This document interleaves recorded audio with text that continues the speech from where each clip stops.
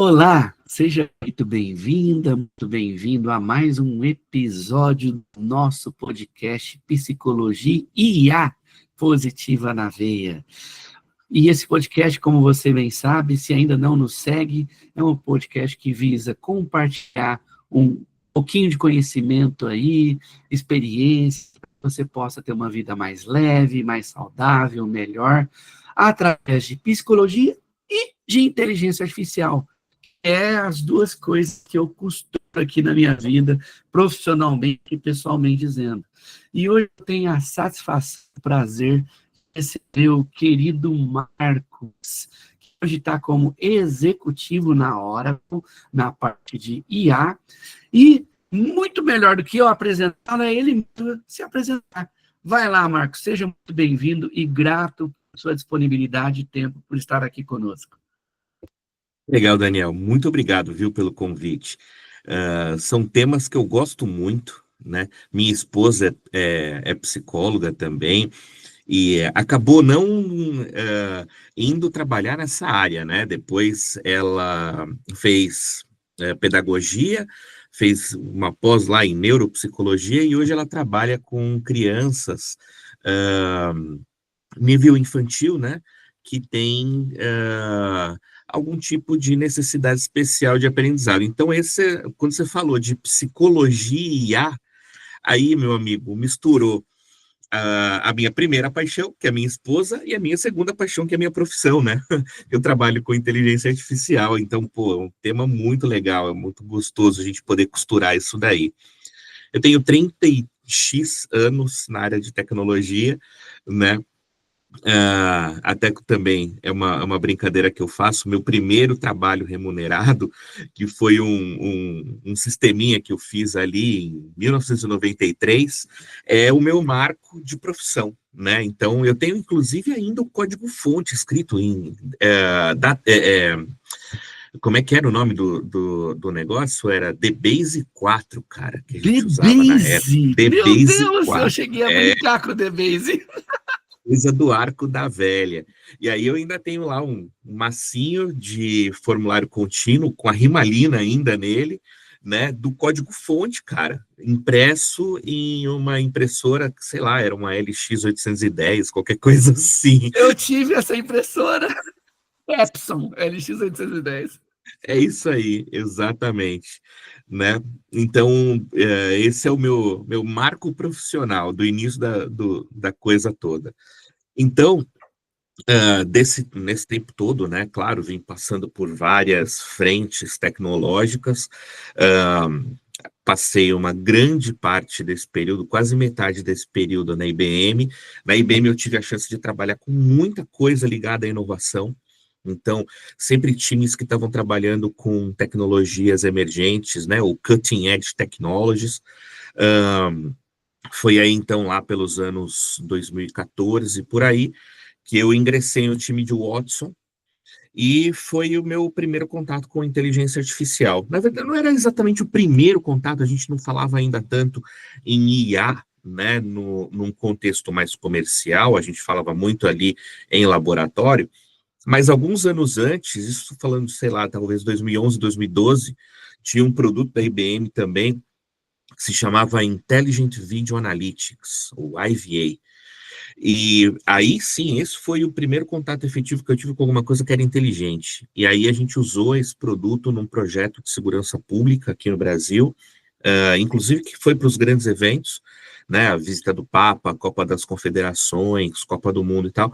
E esse Intelligent Video Analytics, ele processava vídeo em tempo real e a gente conseguia identificar situações de risco, como mochila abandonada, aglomeração em portões, indivíduo em atitude suspeita, e aí disparava procedimentos para agentes de segurança pública entrarem em ação. Né? Então você vê vídeo em tempo real, vídeo ao vivo sendo coletado, né, em caminhões da segurança pública e transmitindo essas imagens para análise inteligente. Então, vamos falar assim, 2011, 2012, meu primeiro contato com Video Analytics, né?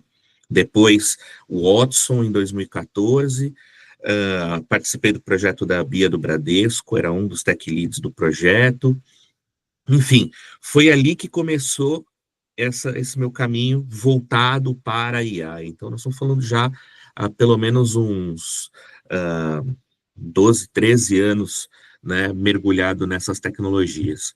E hoje, como você falou, eu estou aqui na Oracle, né, como Executive AI Advisor, voltado especialmente para a área de varejo e para multiindústria.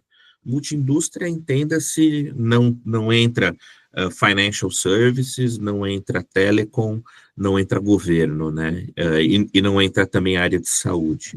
E aí, para todas as outras indústrias, aí passa por agro, passa por manufatura, aeroespacial, enfim, o que você colocar aí nesse balaio de gato, a gente coloca inteligência artificial ali para aterrissar. Nossa, que história legal, Marcos. É bacana você trazer até a questão do DBase 4 com papel impresso com impressora matricial LX810 da Epson. Isso me remeteu a um saudosismo gigantesco, porque meu primeiro computador, se eu não me engano, foi em 87, 88, lá no interior de Minas, foi um PC XT. E o meu pai comprou uma impressora Epson LX810 para casa, né? E eu lembro, às vezes, que a gente imprimia trabalho para a Uhum. escola, trabalhos, às vezes, para coisas que meu pai fazia na ABB, no clube, né? E a impressora, Uhum. aquele barulhinho, né? Ai, ai, ai. E muito bacana também toda a sua trajetória de ingresso aí na área de inteligência artificial e com uma questão bem prática, né? Com vídeo inteligente para prover segurança para pessoas em eventos, principalmente, muito bacana. Depois a Bia do Bradesco, o Watson e assim por diante. Que história legal. Exato. E agora na hora aí com um conselheiro aí para poder apoiar as empresas a usar de maneira prática a tal da inteligência artificial, né, que a gente tem aí no mercado, né? Exatamente. E aí você colocou um adjetivo muito importante, que é de maneira prática, é exatamente esse ponto, é tangibilizar, mas com um aspecto muito importante, com responsabilidade, com ética, com segurança e governança, né? Então, hoje a gente vive num mundo, e como nós estamos falando aqui, inclusive de psicologia e IA, né? A gente vive num mundo que está em uma transição, né? Sim. Assim como a gente viveu uma outra transição há quase 80 anos atrás, né, de viradas tecnológicas que impactam muito a sociedade, então, a gente tem que fazer o uso ético dessas tecnologias todas, né?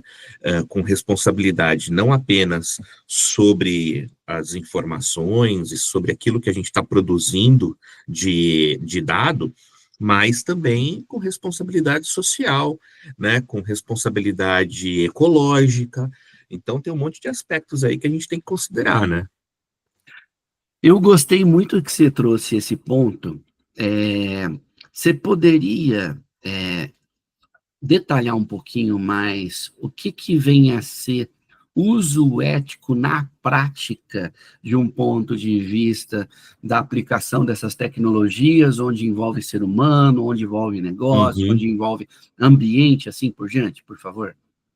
Claro, olha só, quando o uso ético, né? A gente considera aqui, vamos colocar isso daqui também em termos um pouco mais tangíveis, né? É tudo aquilo que a gente toma de cuidado na nossa própria vida, né? Ser ético é o quê? É a gente não atravessar a linha do direito do outro, né? Então, eu ensinei para os meus filhos que a gente tem um bambolê em volta da gente, é um bambolê invisível em volta da gente. E o tamanho desse bambolê é o que determina os nossos próprios limites éticos. Se eu tenho um bambolê que é grande demais, ele vai facilmente bater nos outros. É aquele negócio do ser folgadão, né? Então, meu bambolê vai bater muito fácil nos outros e eu vou incomodar muita gente se eu tiver um bambolê muito grande. Se eu tiver um bambolê muito apertado, os outros vão bater muito fácil em mim. Eu vou me deixar afetar, né? Agora, se eu coloco ali uma distância, esse bambolê invisível, dentro de limites que eu não vou bater tanto nos outros e também não vou deixar que os outros batam tanto em mim, eu consigo viver de maneira harmônica com todo mundo à minha volta. Então, isso daí é uma maneira, talvez, simples e didática da gente dizer o que que é ética. A ética é exatamente qual que é o tamanho do bambolê que você usa em volta de você, né? Então, usar tecnologia de forma ética é exatamente isso. Não deixa o bambolê da sua tecnologia ficar batendo nos outros, invadir o espaço que é do outro, né? E também não crie uma zona muito apertada em volta de você, para que os outros também não venham te tocar e te incomodar.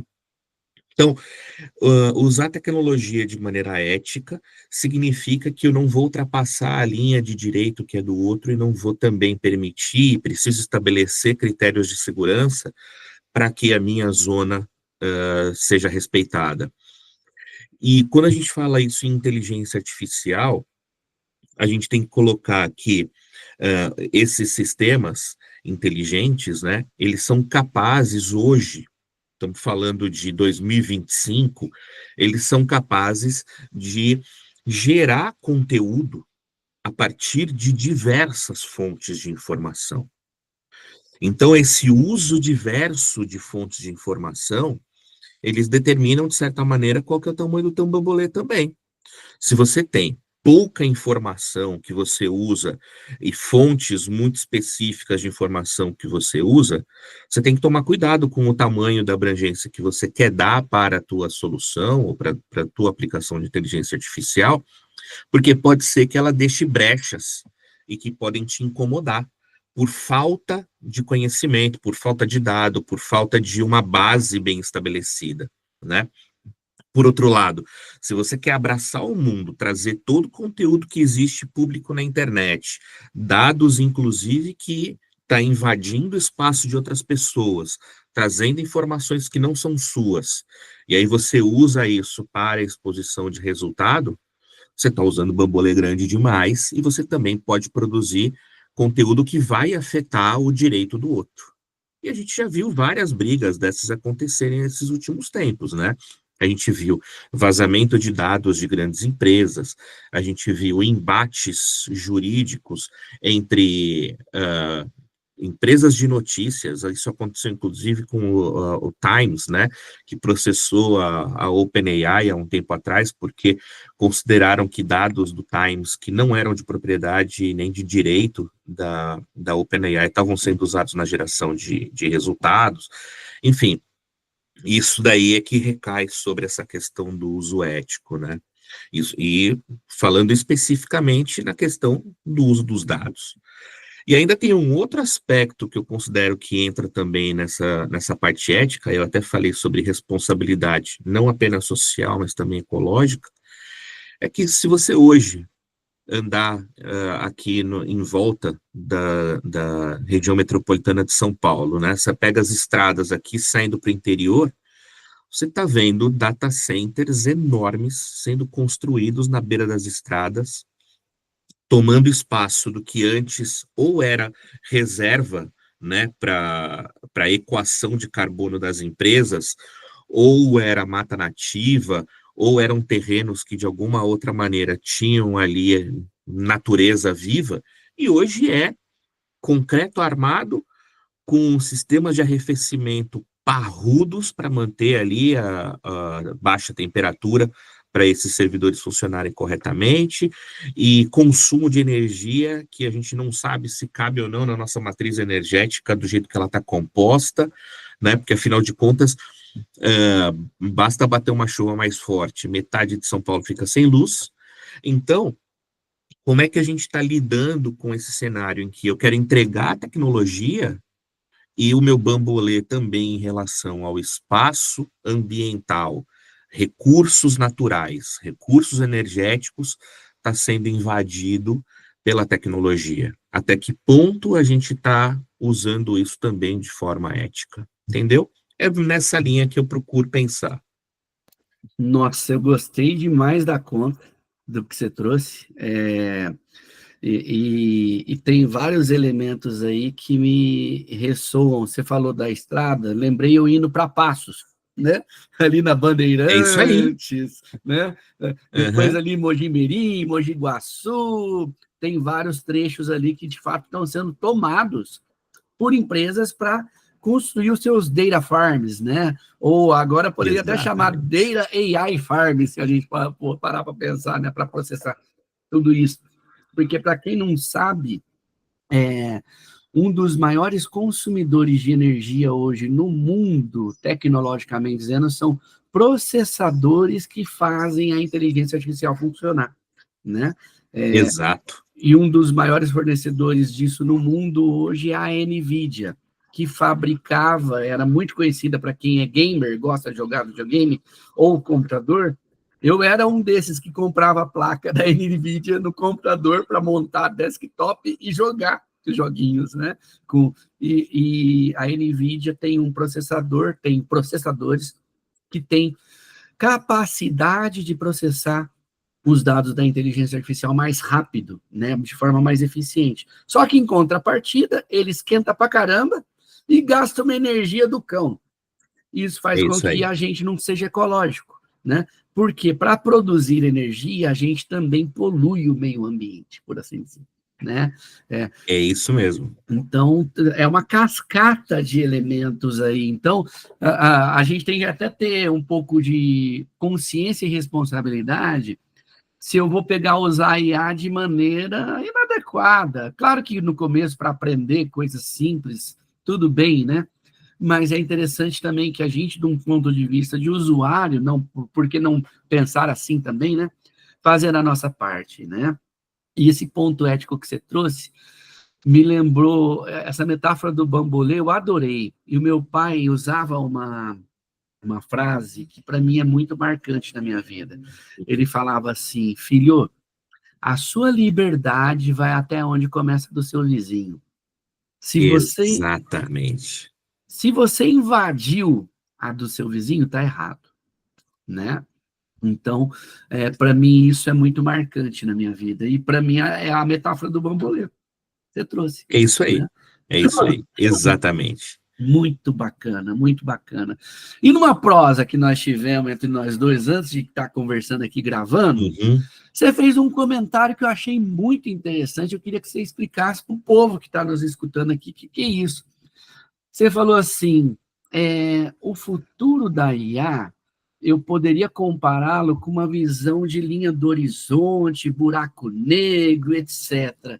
Conta um pouquinho mais para a gente aqui, o que significa isso, o que você quer É, dizer com isso, por favor. isso daí tem muito a ver com exatamente a forma como a gente está usando a inteligência artificial hoje, né? Ah, imagino que grande parte aqui da nossa audiência já usou o ChatGPT pelo menos uma vez na vida. E deve ter observado que quanto mais você usa, mais ele fica parecido com você. Mais ele vai de encontro a tua maneira de escrever, a tua maneira de ver o mundo, porque você está ali, né, praticamente conversando de forma natural com um agente robô que tem uma memória extraordinária, né, e que tem também acesso a fontes de conhecimento quase que ilimitadas hoje em dia, né? Não apenas o chat GPT, que a gente fala aqui, é como se a gente estivesse dizendo ali da palha de aço e do bombril, né? Mas, enfim, é uma dessas ferramentas que permite que você interaja e ele vai cada vez mais ficando parecido com você e com a tua maneira de pensar. E isso, dentro desse cenário de tecnologia, a gente chama de hiperpersonalização. E a hiperpersonalização, ela está muito ligada a essa questão do futuro da tecnologia e aquilo que eu chamei de horizonte de eventos, né, do buraco negro. Porque muito se fala sobre o quão próximo a gente está de uma inteligência artificial que tenha a inteligência absoluta. A questão está no nosso ser humano, senso crítico, em saber interpretar o quanto ela está personalizada demais para nós, ou ela está sendo ética, ou trazendo coisas novas para a gente pensar.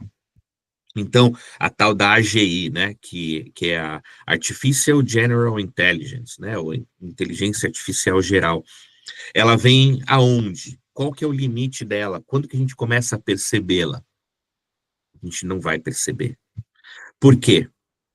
A gente hoje fala com a inteligência artificial e consegue identificar pequenas distorções, alguns factoides ali que podem não estar relacionados com a verdade, né? Então, isso que a gente chama de viés, o que a gente chama de alucinação, né? Que essas inteligências artificiais hoje, elas de vez em quando acabam caindo, a gente vai começar a não mais perceber porque ela está tão orientada ao nosso próprio jeito de escrever, de falar, de pensar e de agir, que a gente não vai mais ter condição de criticar, de falar assim, pô, você está indo pelo caminho errado, ou olha, não é bem assim, eu acho que não é isso, porque ela vai se acostumar a falar o que você quer, ela vai falar do jeito que você quer ouvir. E o horizonte de eventos do buraco negro, como é que é, né? O buraco negro, a gente sabe que ele existe, que ele está numa determinada região de espaço. E quando a luz vai passando perto dele, a gente percebe que a luz distorce, ela sai da trajetória dela porque ela está sendo atraída para dentro do buraco negro. Só que na hora que a luz passa perto demais e não consegue escapar,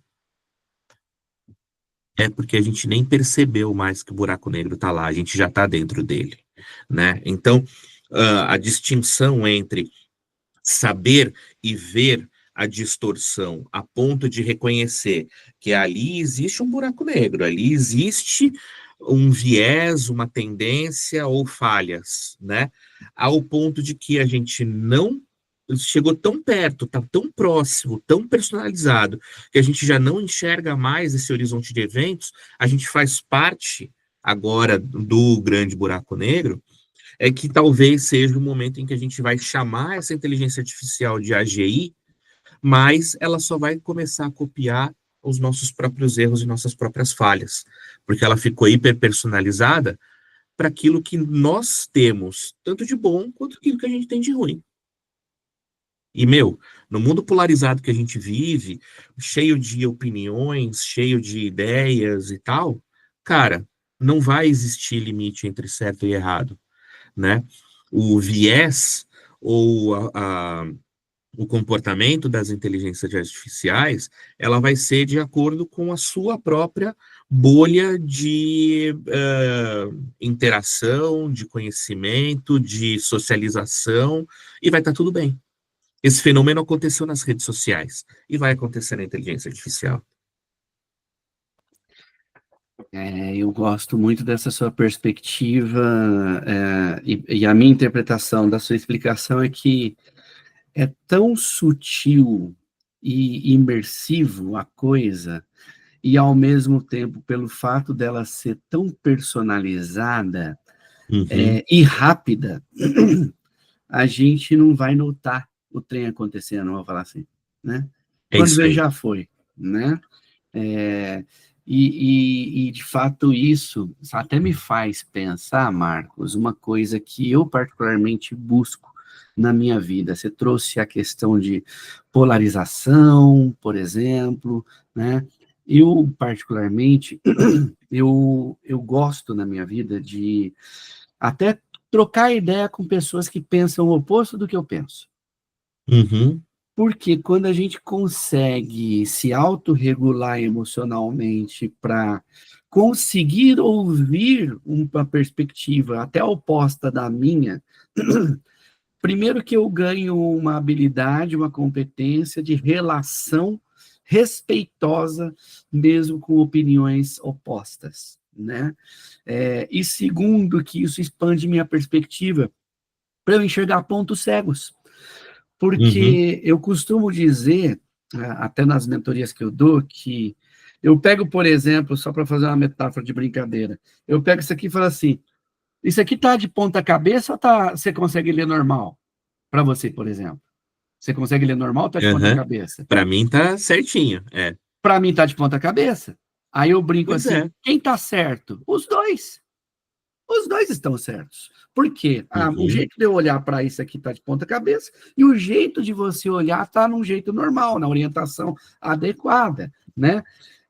Então, conseguir flexibilizar essa visão para respeitar o outro no ponto de vista dele e se sentir respeitado pelo outro, para colocar as ideias e expandir, talvez, para uma terceira ideia, eu acho que, na minha visão, esse é o caminho da humanidade melhor, da humanidade mais melhorada, aprimorada, por assim dizer. Uhum. E até conectado a isso, você acha que teria como a gente ter um otimismo tecnológico junto dessa história toda, disso que a gente já está falando aqui agora? Não tem a menor dúvida, porque afinal de contas, o que a gente está produzindo hoje são mecanismos que vão permitir que a gente tenha, ou que a gente consiga atender a um crescimento de demandas, de necessidades de conforto e tudo mais que a gente mesmo quer. Né? Então, nada disso que a gente está falando aqui são coisas que, estamos caminhando para o fim do mundo, de jeito nenhum, né? Eu falei agora há pouco de mudanças que aconteceram há 70, 80 anos atrás, né? Se a gente for pensar lá atrás no Fordismo, ah, a mudança que aconteceu na sociedade com a produção em série, aquela coisa toda, né? Também existiu medo ali, né? Nas primeiras formas de automação industrial, né? E de produção seriada. Vai acontecer um monte de desemprego, as máquinas vão substituir os homens. Esse discurso é tão atual, né? As máquinas vão substituir os homens, né? E o que que a gente tem hoje? Hoje a gente tem a possibilidade de que muitos de nós aqui, acredito que a maioria também das pessoas que estão tendo acesso também a esse vídeo e em volta dele, né? São pessoas que tiveram a oportunidade de comprar uma geladeira, comprar um carro, né? Que há 80, 90 anos atrás era um luxo quase que inatingível para muitos. Hoje a maioria das pessoas consegue ter porque a gente conseguiu reduzir o custo da produção. E as pessoas que estavam ali e que eram os, vamos chamar assim, né? Obviamente aqui sem classificação de qualquer tipo de profissão, enfim, mas a gente poderia dizer que aqueles que eram ali os operários das linhas de produção, né? Antes das máquinas para automação da linha, ou os apertadores de parafuso e os soldadores, hoje, quando você precisa de um apertador de parafuso ou um soldador, primeiro, esse cara tá ocupado pra caramba. Ele não tá desocupado. Aí ele vem na sua casa, ele mede o seu portão e ele faz um trabalho artístico, né? Que vale uma fortuna, muito diferente do que seria aquele trabalho seriado que antes ele fazia na linha de produção, né? E é o que a gente chama hoje de serralheiro. A profissão existe ainda. Talvez ela tenha mudado de nome e mudou um pouco de característica operacional, mas ela existe, não deixou de existir. Então a gente fala hoje também, né, que com a tecnologia chegando, profissões vão ser extintas. Eu acho que elas vão mudar, porque nós somos seres humanos biológicos. Existe química dentro do nosso corpo. E até quando você estava falando, né, sobre percepção de mundo, eu gosto muito de fazer uma relação com os daltônicos, né?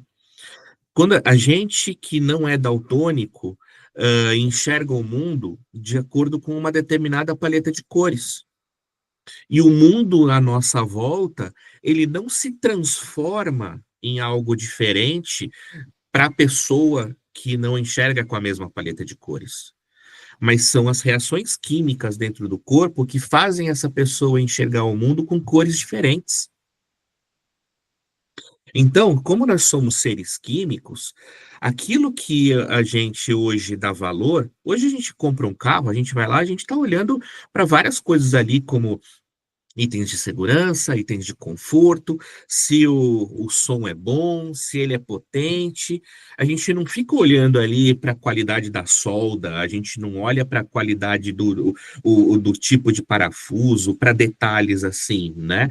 Que eram detalhes extremamente importantes antes do processo automatizado. Só que quando a gente olha para um portão, quando a gente encomenda um portão para nossa casa e pede ali para colocar um detalhe de uma barra torcida, um negócio que fica personalizado para nós, a gente olha para aquilo e fala assim: caramba, meu, que coisa linda, né? Como minha casa ficou bonita com esse portão novo. E aí você olha para a qualidade da solda, porque a solda tem que estar bonita, tem que estar com acabamento bom. Você não quer um negócio mal feito, você não quer um parafuso torto, você quer tudo retinho. Então, você olha para os detalhes daquele trabalho manual e dá um valor maior para aquele trabalho manual, porque você teve uma reação química dentro de você que trouxe para você felicidade, né? Produziu endorfinas e serotoninas, aquela coisa toda, que são aquilo que faz a gente ser humano, que as máquinas não sentem, né? Então, é, essa questão, né, de como a gente percebe o mundo e tudo mais, é que vai fazer com que a gente continue sendo relevante num futuro cheio de tecnologia à nossa volta, aonde os detalhes é que vão fazer com que a gente continue ali necessário. Muito bacana essa perspectiva. Você trouxe a questão química, a questão do lado humano, e um dia eu estava conversando com um amigo, que eu gosto muito de papos filosóficos, assim, né? Igual a gente está Uhum. tendo aqui agora, né? E eu brinquei com esse meu amigo que o ser humano inventou uma série de coisas que muitas delas nem ele mesmo gosta de fazer. Então, ele foi construindo uma sociedade que passou a criar trabalhos, Uhum. postos de trabalhos, com. Vamos dar exemplo aqui, só para ilustrar. Ah, putz, tem que fazer um relatório. Tem gente que curte fazer um relatório. E tem gente que odeia fazer um relatório. A elaboração de um relatório com a IA, ela se torna factível sem a necessidade de intervenção humana, de forma que, com o passar do tempo, o relatório feito pela IA se torna muito melhor do que um humano o fazendo em qualidade, em profundidade, Detalhe, é isso aí. Uhum. né? Exato. E vão brincar assim, né? Na minha opinião, o ser humano não nasceu para fazer relatório, brincando aqui entre nós, né? É isso aí, é isso aí. Ele criou a história do relatório como um meio de monitorar alguma coisa que ele criou antes, Uhum. né? E de repente, na minha cabeça, a IA é o solucionador desse problema de que tudo aquilo que a gente criou, que a gente precisa fazer uma interface com máquina, ou para monitorar alguma coisa que precisa ser ajustado, que o computador está fazendo sozinho, por que ele não será autônomo, por assim dizer, em fazer isso? Uhum. E aí libera tempo para a gente ser humano. O que eu falo que é ser humano? Afetar e se permitir ser afetado, né? Se relacionar, ter tempo para prosear, para gerar química um no outro, química boa e também químicas que incomodam para a gente crescer, porque não existe crescimento sem um pouquinho de estresse, né? Eu ir na academia, eu preciso estressar meu músculo para ele crescer. Até o estresse está sendo demonizado, tadinho dele, né? O estresse é um mecanismo que precisa ser passado para que a gente melhore, para que a gente. Até o vidro temperado, para que ele se torne temperado, ele foi estressado, num sentido de Exatamente. contrastes de temperaturas baixas e altas, de forma que ele se torna tão resistente que Uhum. ele tem uma durabilidade maior, né? E aí, até brincando com a questão de estresse, que gera resiliência, etc., se a IA fosse um superpoder para a humanidade, na sua visão, qual seria esse superpoder ou qual seria esse super-herói na sua visão? O que ela vai viabilizar e qual papel ela teria? Cara, eu até acho, essa pergunta ela é muito legal, porque eu vejo, e já falei outras vezes em outros podcasts também e tal, que a IA vem para devolver para o ser humano uma coisa que para a gente é tão cara, chamada tempo. Então, eu poderia dizer que o superpoder que a IA traz para o ser humano é o time wrapper, né? Ah, que é espremer o espaço-tempo de tal maneira que a gente consiga devolver para nós um pouco mais de tempo. E aí, tem um outro negócio que eu também uso bastante, já faz alguns anos que eu montei um frameworkzinho baseado em design thinking, design sprint, aquela coisa toda, né? Que é para descobrir cenários aonde existem gargalos, existem problemas que podem talvez ser solucionados com tecnologia. E esses tais problemas eu chamo de fator putz. O que é o fator putz? É toda vez que você vai sair de casa, por exemplo, vai para o escritório, aí você fala, putz, eu tenho aquele negócio para fazer. Putz, esqueci de fazer tal coisa, né? Ou quando você chega no fim do dia, você fala, putz, já deu 6 horas, eu não consigo terminar as coisas.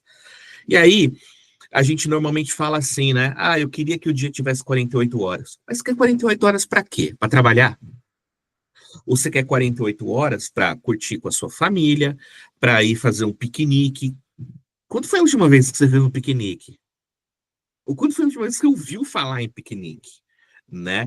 Ou ir para um parque, trabalhar no final de semana, estudar no final de semana, entendeu? Então, esse é o grande fator putz da humanidade. É, putz, eu queria mais tempo. Só que se a gente quer mais tempo para trabalhar, para, né? Tá errado. Então, a IA vindo como esse nosso time wrapper, o que que é? É você, de repente, chega às 11h45 da manhã e você fala, putz, eu tenho tanta coisa para fazer, não vou conseguir sair para almoçar. Ou você apertar um botão e fala assim, tô saindo para almoçar. Você volta depois de 1 hora, que é o seu tempo natural de você sair para comer e voltar, e a IA fez o negócio por você. Ou você chegar às 6 horas da tarde e falar assim, ó, aperta outro botão e fala, tô indo para casa. E a IA termina de fazer aquilo que você tinha para fazer de tarefa repetitiva. E no outro dia você chega e a sua mesa está limpa para você começar um dia novo. Entendeu? Então, a gente hoje está cheio de fatores putz na nossa frente, né? É aquele putz, eu preciso fazer relatório de despesa. Putz, eu preciso fazer aqui a auditoria desse monte de documento. Putz, eu recebi aqui um processo enorme que eu preciso ler e devolver para outra área. Enfim, em todas as áreas, a gente está cheio de gente que fala putz o dia inteiro.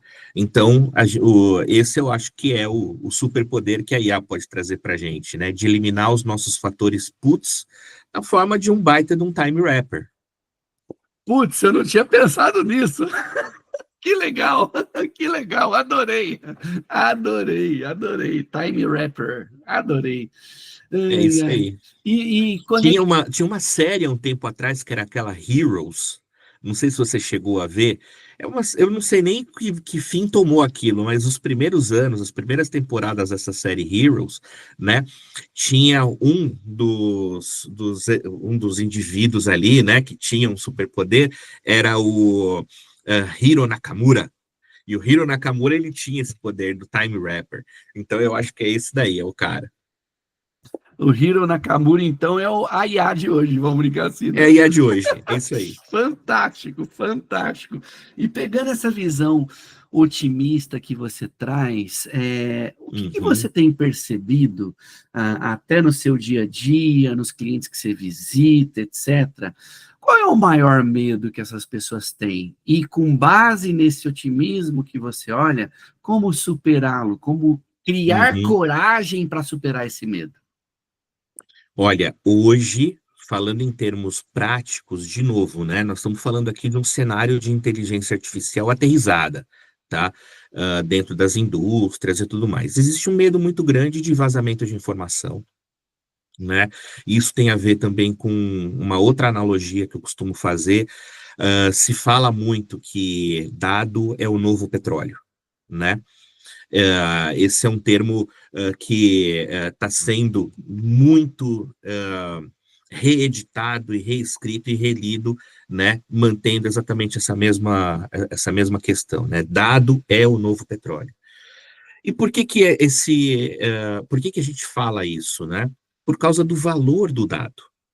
Então, você minerar dado, extrair dado, assim como você faz, né, em mineração e extração do petróleo e tudo mais, faz com que você tenha acúmulo de valor por conta do tanto de novo petróleo que você está absorvendo e mantendo. Agora, a gente tem que tomar cuidado que realmente dado é o novo petróleo em todas as frentes em que a gente atua com ele. Você não pega petróleo e bota direto dentro do tanque. Você tem que refinar, transformar ele em gasolina. Dado, você tem que fazer a mesma coisa. Tem que refinar, tem que transformar ele na gasolina que vai mover o motor econômico, né? O dado, quando você transporta, é a mesma coisa que transportar óleo. O que que acontece se você transportar lá nos navios petroleiros e alguma coisa acontecer e ele vazar? O estrago que ele vai fazer para a sociedade e para o meio ambiente e para a economia é imenso. Dado vazando é exatamente a mesma coisa. Então, quando a gente fala hoje de tecnologia dentro do ambiente corporativo, nós estamos falando em eu preciso refinar o meu dado para que ele seja útil e que ele me traga alta potência no meu motor econômico. Eu preciso que o meu dado ele seja armazenado de forma segura. E armazenamento de dados é caro. É o que a gente está vendo aí nos data centers em volta da região metropolitana, né? Custo energético, custo ambiental, né?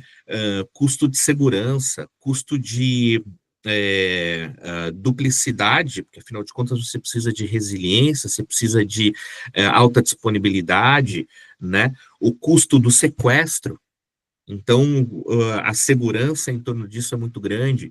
Então, quando a gente fala hoje de adoção tecnológica dentro do ambiente corporativo, a gente está falando que os CIOs, né, e os CISOs e tudo mais, eles estão muito preocupados exatamente em fazer com que aquele dado ele não vaze, que ele não seja utilizado de forma incorreta, que ele tenha governança correta e bem estruturada, e, enfim, que ele não cause, né, nenhum tipo de transtorno, tanto na hora de tomada de decisão, quanto numa eventual exposição pública ou insegura desse tipo de informação. Então, hoje eu acho que essa é a principal dor, né? Porque a gente está ainda no momento do hype dessa tecnologia toda. Então, quando a gente sai desse ambiente corporativo e olha para um cenário mais amplo, né, da sociedade comum, sociedade civil comum, as pessoas estão usando essa tecnologia e estão curtindo muito. Você vê que cada vez que lançam uma nova feature lá no GPT, ou no Gemini, ou no Copilot, ou seja lá qual for, né, o ambiente que estão utilizando, as empresas, inclusive, né, aconteceu quando agora a OpenAI lançou a geração de imagens com texto conciso e tal, teve um boom tão grande de consumo desses prompts de geração de imagem, né, que os servidores da OpenAI arriaram, falaram assim, gente, usa menos, né? Então a gente tem esses dois pontos aí.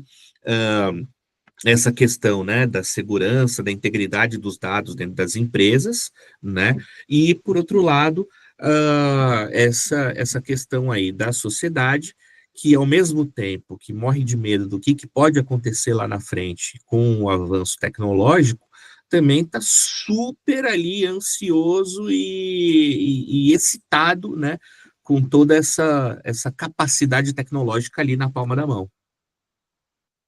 Bem colocado, e você me fez lembrar, Marcos, a minha origem principal em TI é SRM, né? Uhum, E eu trabalhei muitos anos com Data Warehouse, ETL, MDM, etc. Traduzindo para quem é leigo. Eu apoiava as empresas a capturar os dados que elas têm dos clientes delas, das transações, a transformar de uma maneira que esse dado fosse possível ser entendido, organizá-lo, e a carregar num lugar que se chama Data Warehouse, né? Hoje em dia se transformou para Data Lake, por exemplo, um dos nomes, uhum, né?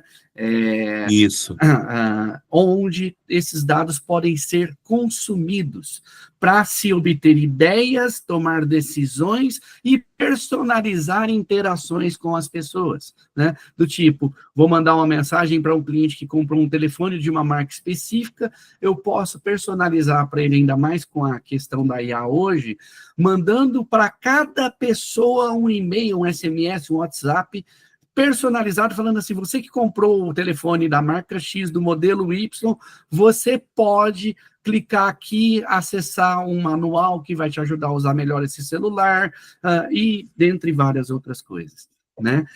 E se a gente não faz todo esse trabalho de segurança, de tratar o dado, de transformar o petróleo em gasolina, por exemplo, né? Não dá para se consumir ele cru, por assim dizer, né? exatamente, isso aí. Existe um processo e uma responsabilidade para isso, né? E aí, até conectado com isso, Marcos, eu queria saber de ti, primeiro, o que você aconselha para quem está entrando nesse mundo da IA, até no sentido de segurança, se dá ou não para confiar, eu abrir o GPT e colocar uma informação pessoal ou da empresa que eu trabalho lá dentro, né? E dar algumas dicas para quem está mergulhando nisso. O que você poderia aconselhar aí para as pessoas? Legal. Olha só, a gente hoje, quando a gente pega aqui o celular, a gente está carregando na nossa mão um dispositivo que é pelo menos aí umas 20 vezes mais potente do que aquele computador que você falou que você tinha lá no final dos anos 80, né? Lá na sua casa, enfim. Então, a gente tem aí um acompanhamento entre não apenas tecnologia de software, né, como a gente está vendo aqui com a chegada dessas aplicações de inteligência artificial que a gente usa no celular, né, mas também de capacidade computacional. E essa capacidade computacional que a gente começa a ter acesso hoje em dia, você falou sobre GPU, né? GPU até pouco tempo atrás era um luxo, né? E muito voltado a essa questão de jogos e tudo mais, justamente porque são tecnologias caras, né? São tecnologias de alto custo. Então, você montar um PC gamer é um negócio que é muito mais caro do que você entrar num grande magazine, chegar lá naquela prateleira cheia de celulares e notebooks e escolher um. Nós estamos falando de muitas vezes 3, 4 vezes mais caro do que um artigo desse de prateleira, né? Então, hoje, a gente tem essa questão relacionada ao uso das IAs em meio público, como uso gratuito do GPT, uso gratuito do DeepSeek, uso gratuito de Grok e de várias outras dessas IAs, né? O Claude, que também é muito legal, enfim. Então, você tem aí um mundaréu de aplicações que a gente usa de forma gratuita. E aí a gente tem que sempre pensar no seguinte: tudo aquilo que você não paga com dinheiro, você está pagando com alguma outra moeda, né? Então, se você está num ambiente onde você não está pagando com dinheiro, você está pagando com seus dados. Então, nesse tipo de cenário, é extremamente aconselhável que não se coloque dado sensível, né? Não exponha números de documentos, endereço, qualquer coisa que possa ser usado de forma negativa e que possa se virar contra você depois, né? Que a gente sabe que não é somente as empresas, não estamos falando que a OpenAI vai usar, ou a DeepSeek vai usar, ou a Amazon vai usar, ou seja lá quem for, né? mas é que esse dado ele pode ser exposto a pessoas com más intenções. É disso que a gente precisa ter mais medo, tá? Porque muitas vezes as empresas vão utilizar esses dados para te oferecer outros produtos que você pode ter interesse, sim, em adquirir, né? A gente faz assinatura de serviços que para a gente são parte do nosso da nossa cadeia de conforto, né? Então, tem essa questão, né? Tudo aquilo que é gratuito, toma cuidado que você está pagando com alguma outra moeda. Muitas dessas empresas oferecem produtos pagos também, e é muito importante prestar atenção nos termos e condições de uso. É aquele tipo de negócio que a gente não lê porque a gente quer usar logo. E aí a gente simplesmente rola a tela até o fim, clica no eu aceito, que é para abrir rápido o negócio para a gente começar a brincar, né? Os termos e condições de uso, eles vão dizer se aquela informação que você está compartilhando, ela vai ser usada ou não e para que finalidade. Hoje existe lei para esse tipo de coisa, né? A Lei Geral de Proteção de Dados, né, a LGPD, ela vem para fazer esse tipo de regulação. E se a gente não fizer a nossa parte, não adianta correr atrás depois, né? Então, esses são pontos, talvez, que sejam mais para a questão da sociedade, né? De estar ciente daquilo que eles estão fazendo. E recursos pagos, normalmente, são recursos que, além de tudo, acabam, de certa maneira, beneficiando também o próprio processo evolutivo e tecnológico, né? Então, não quer dizer que eu estou enriquecendo a minha empresa fulana, beltrana ou ciclana. Muitas dessas empresas, elas operam no negativo, não são lucrativas, porque todo o dinheiro que está entrando está sendo revertido em mais avanço tecnológico. Elas vão ficar ricas depois? Vão.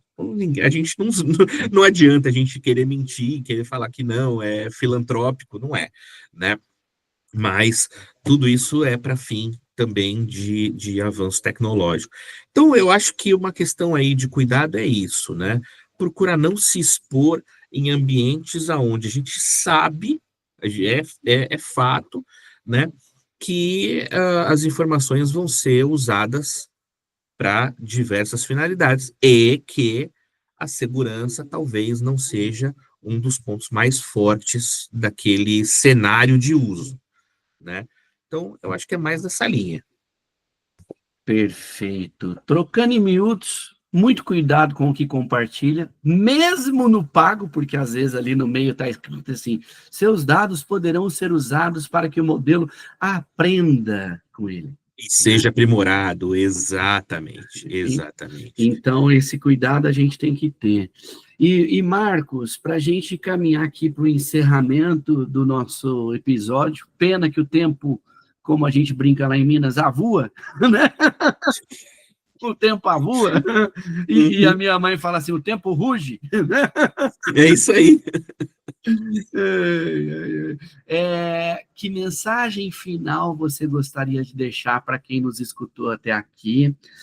Deixa também a forma que as pessoas podem te encontrar, não sei se Instagram, legal, TikTok, YouTube, LinkedIn, seja lá o que for, fique à vontade, meu querido, e grato de coração pelo seu tempo e generosidade.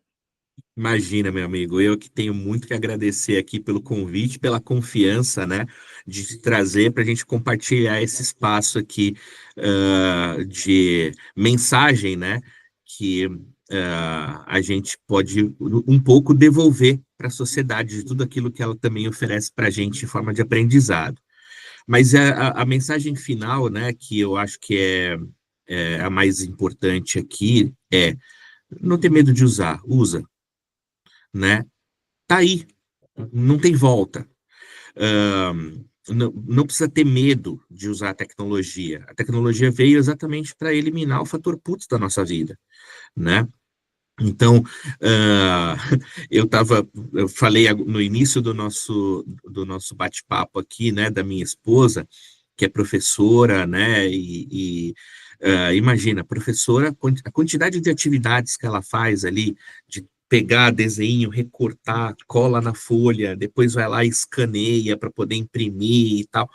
É um trabalho que muitas vezes ela passa o final de semana inteiro, ou às vezes à noite fazendo, né, para produzir aquelas atividades que as crianças vão fazer durante a semana ali na escola, né? E hoje, cara, a gente consegue fazer isso quase que com estalar de dedos, usando uma ferramenta dessa de inteligência artificial, e devolve para a gente exatamente isso que a gente tanto preza, né? Tempo. E quando a gente resolve parar de trabalhar e querer descansar, a gente é que olha para trás, né? Eu vejo também meu pai hoje mora comigo, minha mãe faleceu há um tempinho atrás, e a gente olha para ele e fala assim, poxa vida, como hoje, né? Ele fala de tempo de um jeito diferente daquilo que a gente fala de tempo. Mas o tempo é igual para todo mundo, cara. Todo mundo que usa relógio vê exatamente a mesma medida, né? Então, é isso. Aproveitem o que a gente tem hoje de tecnologia e tudo que tem por vir para transformar o máximo possível em tempo de qualidade para a gente. Muito legal, muito legal. Grato demais, Marcos. Eu adorei esse bate-papo nosso. Nós vamos ter que marcar outra prosa num cafezinho ou num happy Vamos, hour, né? pãozinho de queijo. Pãozinho de queijo, né? Queijinho, e por aí Isso aí. vai, e por aí vai. Muito Muito bom, obrigado de Daniel. coração. E a você, ouvinte, que nos escutou até aqui. Gostou?